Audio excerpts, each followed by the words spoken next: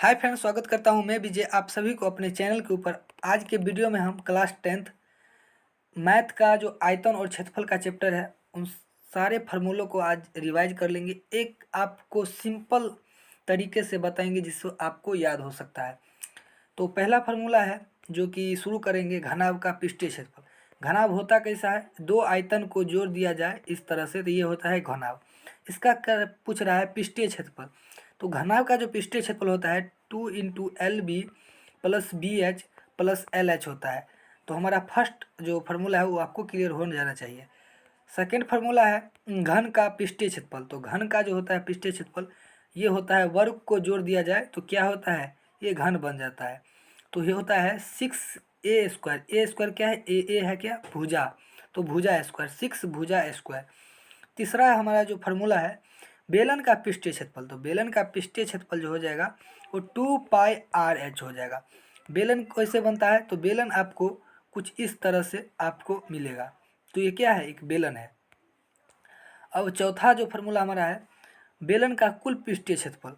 तो बेलन का जो कुल पृष्ठीय क्षेत्रफल होता है 2πRH है, उसके बाद πr² आपको जोड़ दिया जाता है।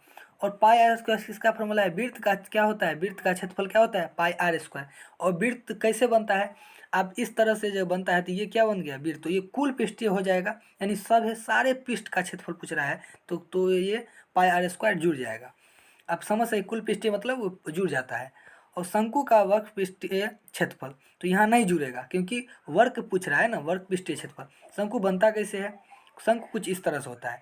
तो शंकु का जो फार्मूला हो जाएगा πRL हो जाएगा। और यहाँ पे कुल पूछ देगा तो πr², क्योंकि ये इसका जुड़ जाएगा। तो जो सातवां फार्मूला हमारा जो है वो छठा फार्मूला शंकु का कुल पृष्ठीय क्षेत्रफल पूछ रहा है। तो πRL + πr² ये हो जाएगा शंकु का कुल पृष्ठीय, और वर्ग पृष्ठीय हो जाएगा तो πRL। कुछ इस ट्रिक, कुल मतलब हो जाता है जोड़ दिया जाता है। नेक्स्ट है गोला का पृष्ठीय क्षेत्रफल। तो गोला का जो पृष्ठीय क्षेत्रफल होता है 4πr² होता है। गोला का क्या होता है, पृष्ठीय क्षेत्रफल। और आठवां क्वेश्चन है, आठवां जो फार्मूला है अर्धगोला का वर्ग पृष्ठीय क्षेत्रफल। तो होता है 2πr², गोला का आधा अर्धगोला। और यहीं पर पूछ देगा कुल अर्धगोला का कुल पृष्ठीय क्षेत्रफल। तो 2πr² में πr² पहले बोल दिए जुड़ जाता है, तो ये 3πr² हो जाता है। तो क्या हो जाएगा, इसका नैन्थ फार्मूला आपको क्लियर हो जाना चाहिए, क्यों ये कुल पृष्ठीय 3πr² होता है। अब नेक्स्ट है ये आयतन से, यहाँ से पूछ दिएगा है जो फार्मूला घन का आयतन क्या होता है। तो घन का आयतन क्या होता है L3, क्योंकि भुजा क्यूब।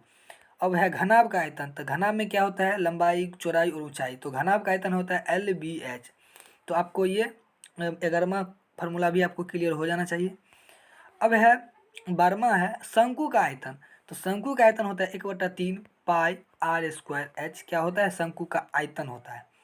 अब है गोला का आयतन। तो गोला का जो आयतन होता है 4/3 πr3, क्या होता है, गोला का आयतन होता है। अब है अर्धगोला का आयतन। तो अर्धगोला हम पहले बोलते हैं, अर्धगोला होता है गोला का आधा। तो 2/3 πr3 कैसे हुआ, तो 4, इसको अगर आप 2 से भाग दे दीजिएगा तो कट जाएगा ना 2, तो 2/3 πr3। तो आपको ये क्लियर हो जाना चाहिए, गोला का आधा अर्धगोला हो जाता है। तो उम्मीद करते हैं आपको जो आयतन और क्षेत्रफल का जो मैथ का फॉर्मूला है ये आपको याद हो जाना चाहिए।